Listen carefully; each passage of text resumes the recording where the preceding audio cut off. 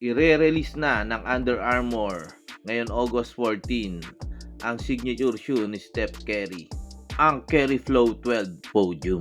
Dinebut o isinuot ito ni Steph Curry sa nakalipas na Paris Olympics. Meron itong dalawang colorway, isang navy blue at white. Ang design nga nito ay inspired sa Team USA.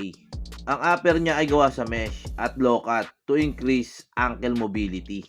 At ang sole unit naman ay merong Under Armour Flow Technology.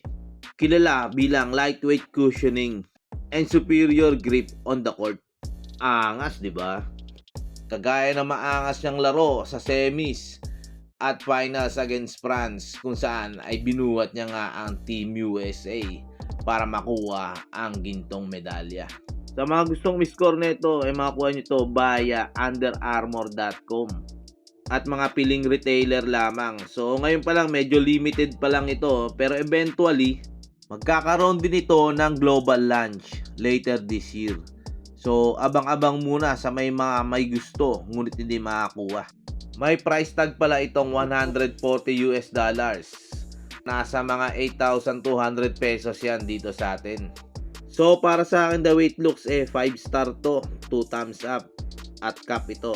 Kayo guys, ang sa tingin nyo?